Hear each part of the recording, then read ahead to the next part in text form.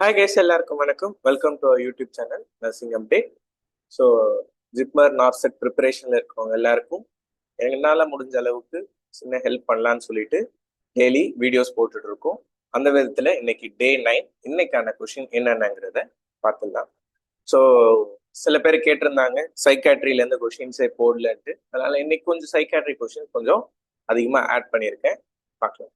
Which factor indicate a good prognosis in schizophrenia? ஸ்கீசோஃபீனியால good prognosis எங்க இருக்கும் அப்படின்னு சொல்லி தான் கொஸ்டின். ஆப்ஷன் என்னென்ன இருக்குன்னா negative features, late onset, associated with depression, insidious onset அப்படி சொல்லி இருக்கு. ஸோ இந்த மாதிரி கொஸ்டின் வரும்.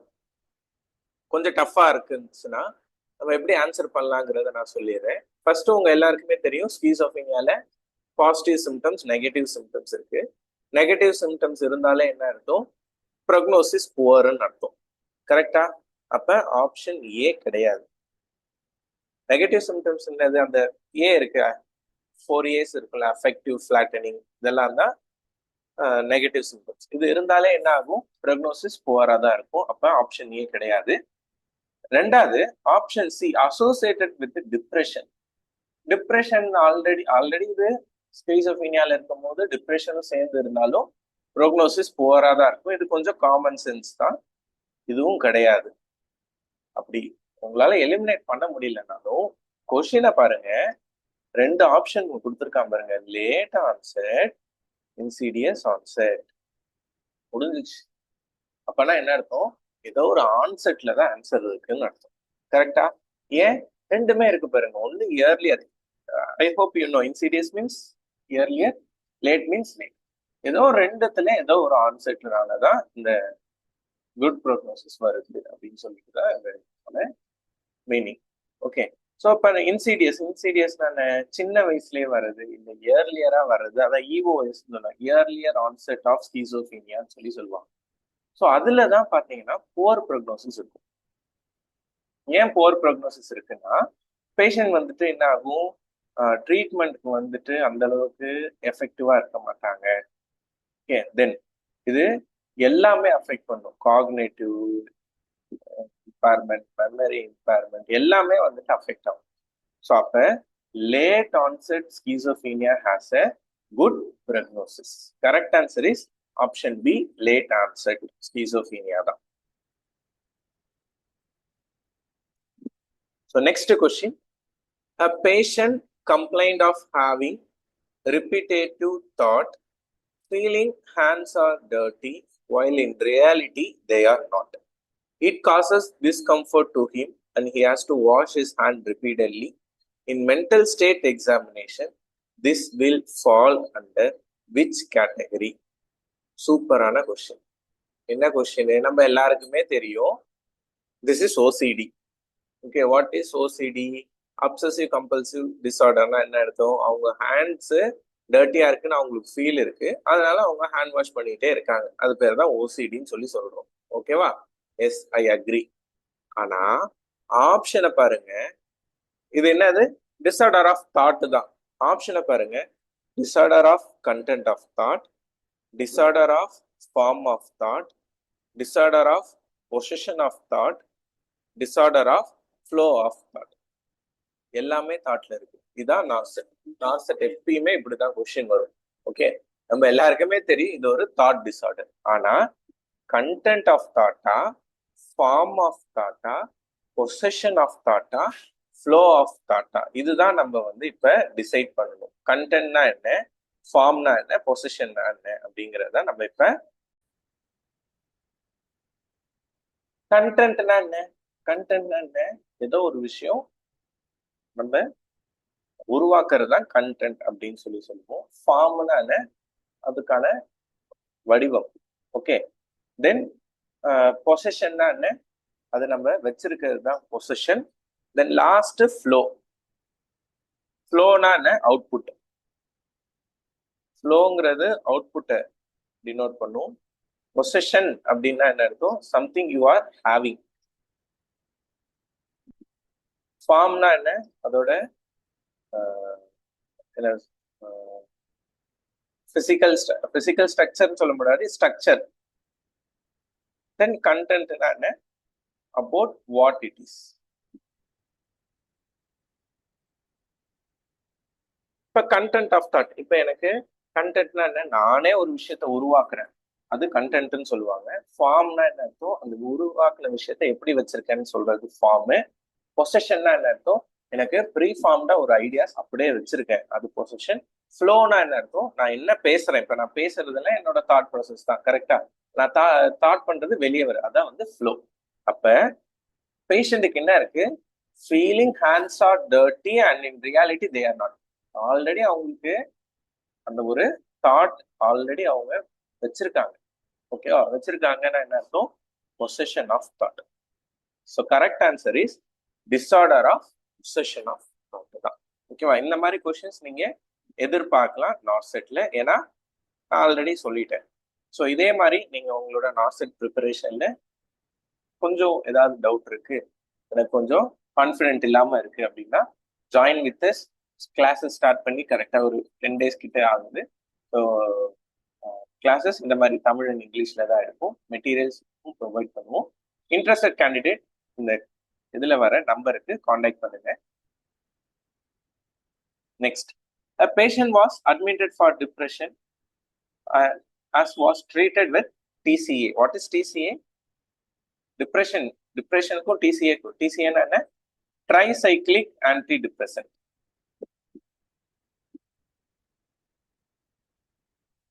He reported improvement of symptoms after 4 weeks. Which of the following is the most important concern at the time of discharge? So patient வந்துட்டு tricyclic ஆன்டிடிப்ரெசன்ட் கொடுத்துட்டு improvement ஆயிடுச்சு symptoms. நீங்க டிஸ்சார்ஜ் பண்றீங்க, டிஸ்சார்ஜ் பண்ணும்போது என்ன விஷயம் உங்களுக்கு கன்சர்ன் ஆர் யோசிக்கணும் அப்படின்னு சொல்லி கேட்குறாங்க. ஆப்ஷன் என்ன இருக்கு, risk of suicide by TCA overdose, therapeutic drug monitoring for TCA side effect, ECG monitoring for arrhythmias, prescribed Botanil for sedation associated with the TCA. So first, what is TCA? Tricyclic antidepressants என்னென்ன முதல்ல தெரியும். Tricyclic antidepressants என்னென்ன, எனக்கு தெரிஞ்சு எல்லாருக்கும் தெரியுது அமிட்ரிப்ளின்னு ஒன்று இருக்கும் அண்ட் எமிபாராமின். இது ரெண்டுமே வந்துட்டு ட்ரைசைக்ளிக் ஆன்டிடிப்ரெசன்ட்ஸ் அப்படின்னு சொல்லி சொல்லுவோம். ஸோ இப்போ பேஷண்ட்டுக்கு அமிட்ரிப்ளினோ இல்லை எமிபாராமினோ கொடுக்கும் போது என்ன சைடு எஃபெக்ட் வந்து நீங்க எக்ஸ்பெக்ட் பண்ணலாம் அப்படின்னு சொல்லி தான் கொஸ்டின். டைரக்டா சொல்ல போனா இதான், சூசைடு இருக்குமான்னு கேட்டா சூசைடல் ரிஸ்க் கம்மி ஆகுமே தவிர அதிகமாகாது. ஸோ சூசைடல் ரிஸ்க் இருக்காது. தென் தெரப்பட்டிக் ட்ரக் மானிட்டரிங் பார்த்தீங்கன்னா உங்களுக்கு இந்த ஆன்டி மேனிக், அதாவது மூட் ஸ்டெபிலைசிங் ட்ரக்ஸுக்கு தான் மோஸ்ட்லி தேவைப்படுமே தவிர்த்து TCA-க்கு அந்த அளவுக்கு தேவைப்படாது. தென் செடேஷனுக்கும் நோ ரோல், ஒன்னே ஒண்ணுதான் இருக்கு, என்னது, ECG monitoring for arrhythmias. So நம்ம எல்லாருமே படிச்சிருப்போம் இமிபாராமின் காசஸ் அரித்மியாஸ். அப்ப பேஷண்ட் இமிபாராமின்ல இருக்காங்கன்னா என்ன அட்வைஸ் பண்ணி அனுப்பணும், ECG மானிட்டரிங் பண்ணணும். ஓகேவா, ஏதாவது சேஞ்சஸ் இருக்கா, ஹார்ட் ரேட்ல ஏதாவது சேஞ்ச் இருந்தா நீங்க வாங்க அப்படின்னு சொல்லி தான் அட்வைஸ் பண்ணி அனுப்பணும். So correct answer option C, ECG monitoring for arrhythmias. Then delirium can be differentiated from dementia in Alzheimer's disease by. delirium-க்கும் dementia-க்கும் என்ன டிஃபரன்ஸ், அவ்வளவுதான். acute of onset and level of consciousness, disorganization and agitation, visual hallucination and memory impairment, agitation and irritation. So question என்ன கேட்குறாங்க, ரொம்ப simple, டிமென்ஷியாவுக்கும் டெலீரியம்க்கும் என்ன difference. படிச்சவங்க எல்லாருக்குமே தெரியும், ஒரே ஒரு டிஃபரன்ஸ் தான், கான்சியஸ்னஸ் அண்ட் ஆன்செட், ரெண்டும் தான் மேஜரான டிஃபரன்ஸ். யூஸ்வலா டிமென்ஷியால கான்சியஸ்னஸ் அஃபெக்ட் ஆகாது, இது டெலீரியம்ல கான்சியஸ்னஸ் கண்டிப்பா அஃபெக்ட் ஆகும். ரெண்டாவது ஆன்செட். என்ன, டெலீரியம் வந்து பாத்தீங்கன்னா அக்யூட் ஆன்செட்டா இருக்கும், வேறஸ் டிமென்ஷியா பாத்தீங்கன்னா வந்து chronic onset or insidious onset, ஒரு ஸ்டேஜஸ் தான் போகும். ஓகேவா, ஸோ டைரக்டா இதுக்கான ஆன்சர் வந்துட்டு ஆப்ஷன் A தான், onset and level of consciousness. Next question. Baroreceptors are sensitive to change in blood volume, oxygen saturation, arterial blood pressure, and blood pH. What are baroreceptors? தெரிஞ்சாலே answer எழுதிருவீங்க. What are baroreceptors? ஆக்சுவலா baroreceptors எங்க இருக்கும்? நம்ம ஆர்டரியில என்ன செய்யும்? அது எப்பப்பெல்லாம் பிளட் ப்ரெஷர் கம்மி ஆகுதோ அப்பப்பெல்லாம் ஆக்டிவேட் ஆயிடும். ஆக்டிவேட் ஆகி என்ன செய்யும்? பிளட் ப்ரெஷரை இன்க்ரீஸ் பண்ணும். இதுதான் baroreceptors-ஓட வேலை. ஓகே, அப்போ உங்களுக்கு ஆல்ரெடி ஆன்சர் தெரிஞ்சிச்சு. ஆப்ஷன் சி தான் arterial blood pressure. Baroreceptors are sensitive to arterial blood pressure. Next question. The cell which is primarily responsible for immunity to intracellular viruses, tumor cells and fungus is. ஆப்ஷன்ல என்னென்ன இருக்கு? WBC எதிர்பார்ப்போம், ஆனா எல்லாமே types of WBC தான். என்னது? B lymphocytes, natural killer cells, T lymphocytes, T cytotoxic cells. ஓகேவா? So இந்த மாதிரி கொஸ்டின் வரும்போது நம்மளுக்கு கொஞ்சம் டஃப்பாக தான் இருக்கும். நம்ம எல்லாருக்குமே தெரியும் பி லிம்போசைட்ஸும் டி லிம்போசைட்ஸ்க்கான டிஃப்ரென்ஸ் என்னன்னு தெரியும். போன் மேரோல வந்து அது பி லிம்போசைட், தைமஸ்ல வந்து அது டி லிம்போசைட்ஸ். ரெண்டாவது நம்ம படிச்சிருப்போம், படிச்சவங்க எல்லாருக்குமே தெரியும் B lymphocytes are responsible for your humoral immunity. ஹியூமோரல்னா என்ன அர்த்தம்? பை நேச்சராகவே வர்றதுதான். அப்போ இது ரெண்டுமே ஒண்ணுதான். பி லிம்போசைட்ஸும் நேச்சுரல் கில்லர்ஸும் என்ன டினோட் பண்ணுது? ஒரே விஷயத்தை தான் டினோட் பண்ணுது. அப்ப ஆன்சர் என்னவா இருக்கும்? சி ஆர் டியா தான் இருக்கும். டி லிம்போசைட்ஸா இருக்கலாம், இல்ல சி சைட்டோடாக்சிக் செல். சைட்டோனா இல்ல, ஒரு ஸ்பெசிபிக் செல்ஸ் அஃபெக்ட் பண்றது தான் சைட்டோடாக்சிக். இங்க இன்ட்ராசெல்லுலா வைரசஸ் அப்படின்னு சொல்லி கொடுத்துருக்காங்க, ஃபங்கஸ் கொடுத்துருக்காங்க, டியூமர் செல்ஸ் கொடுத்துருக்காங்க. ஸோ அப்ப இது காமனா வர செல்ஸ் தான். அப்ப correct answer is T lymphocytes. Okay, T lymphocytes are responsible for death of all virus, fungus, எதுவா இருந்தாலும் T lymphocytes தான் ஆக்டிவ். நெக்ஸ்ட், இது ஒரு மோஸ்ட் இம்பார்ட்டன்ட் கொஸ்டின். நிறைய வாட்டி நார்செட் பேஸ்ட் எக்ஸாம்ஸ்ல வந்திருக்கு. In which method of delivery for the after coming head the baby is allowed to hang by its own weight for delivery of the head. So question already கேட்டுட்டாங்க, delivery of the headக்கான method என்ன? ஒரே ஒரு word இங்க முக்கியம், after coming head. After coming ஹெட்னா என்ன? இப்போ பிரீச் பிரசன்டேஷன்ல தான் இது நடக்கும். பிரீச் பிரசன்டேஷன்ல தான் நம்ம என்ன சொல்லுவோம்? ஆஃப்டர் கம்மிங் ஹெட்னு சொல்லுவோம். ஆஃப்டர் கம்மிங் ஹெட்னா என்ன? இப்போ பிரீச் பிரசன்டேஷன்ல ஃபர்ஸ்ட் எது டெலிவர் ஆகும்?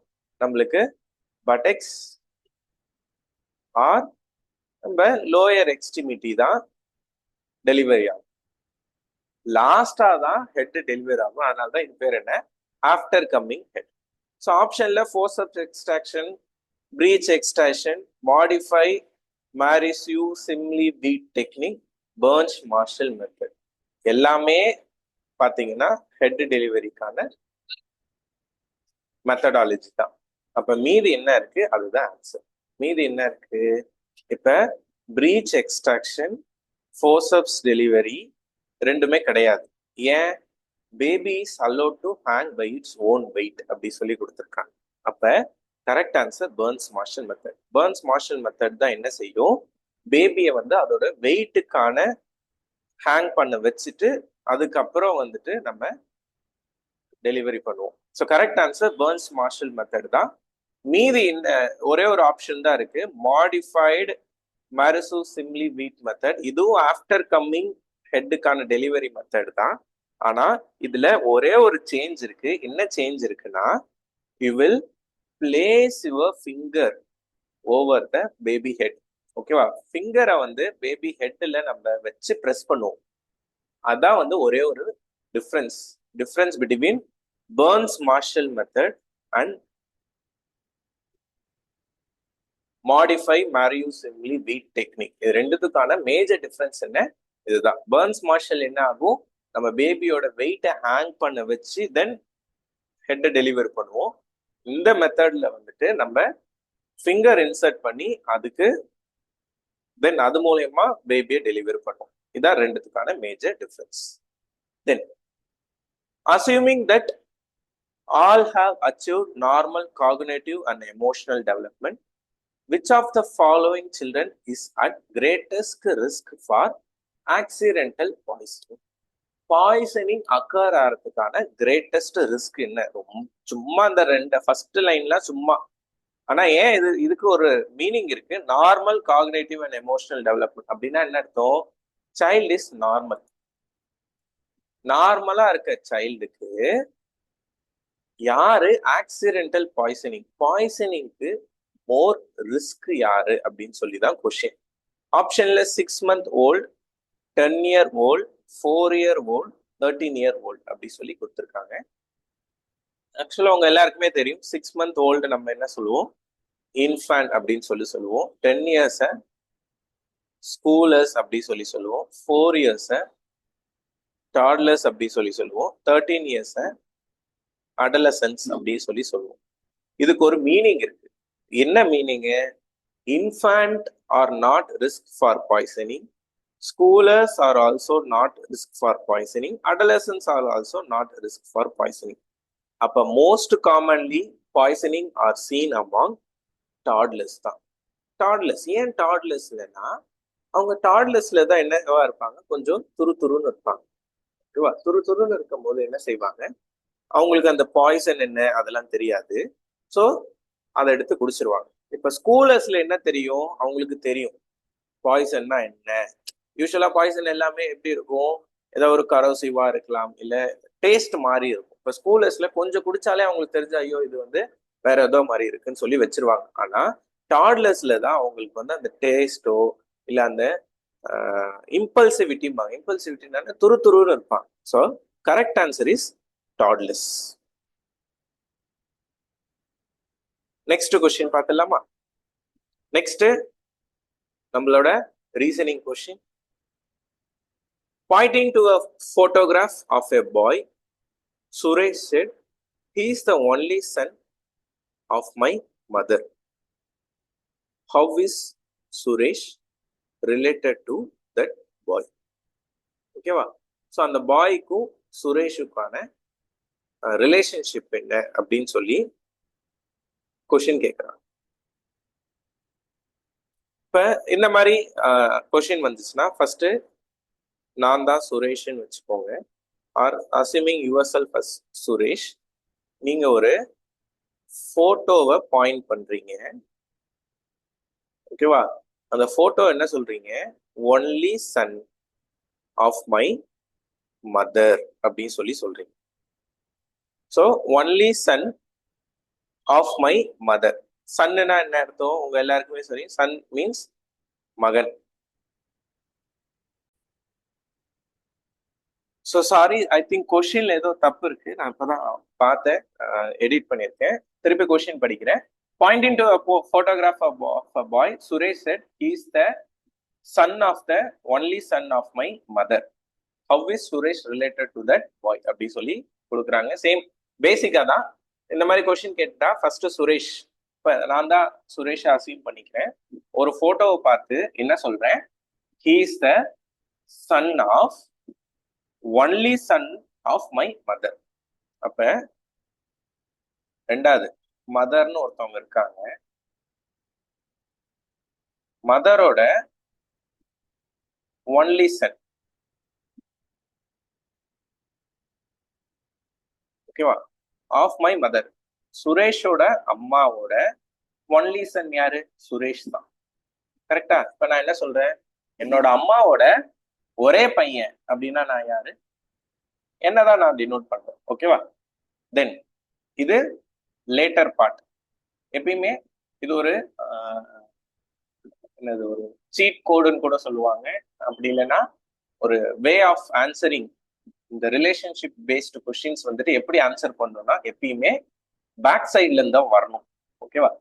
பேக் சைட்ல இருந்து தான் வரணும்னா இந்த mother son of only son of my மதர்னா என்ன அர்த்தம்? மதருக்கும் எனக்கும் என்ன ரிலேஷன்? நான் தான். And he is the son of அப்படின்னா என்ன? என்னோட சன்னை பார்த்து தான் நான் என்ன சொல்றேன்? என்னோட சன்னோட போட்டோவை பார்த்து தான் is the son of my only son of my mother அப்படின்னு சொல்லி சொல்றேன். How is Suresh relate to the boy father? சுரேஷுக்கும் அந்த போட்டோகிராஃபுக்கும் என்ன ரிலேஷன்ஷிப்? ஃபாதர் தான். நான் என்னோட பையனை தான் என்ன சொல்றேன்? இவன் தான் என்னோட அம்மாவோட பையனோட பையன் அப்படின்னு சொல்லி சொல்றோம்.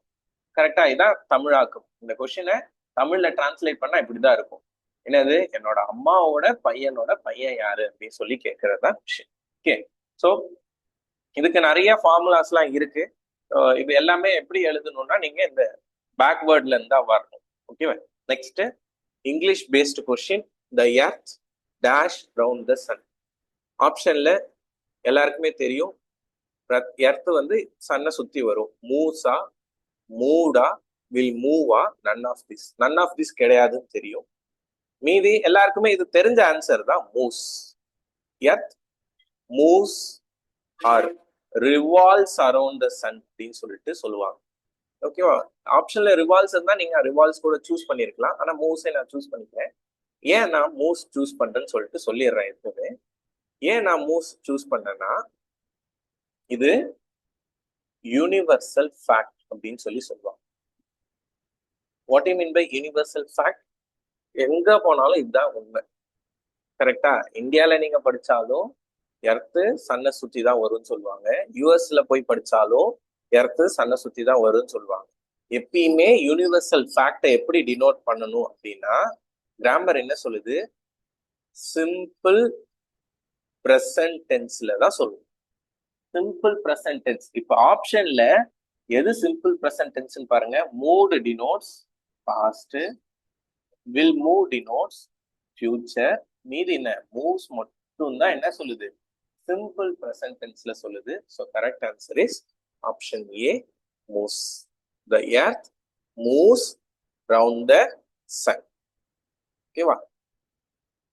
ஸோ ஹோப் இந்த வீடியோ பிடிச்சிருக்கும்னு நினைக்கிறேன். பிடிச்சிருந்தா உங்க ஃப்ரெண்ட்ஸ் எல்லாருக்கும் ஷேர் பண்ணுங்க. இந்த வீடியோல இருந்து மினிமம் ஏதாவது ஒரு விஷயமாவது நீங்க கண்டிப்பா கத்துக்கிட்டீங்கன்னா சப்ஸ்கிரைப் பண்ணிருங்க.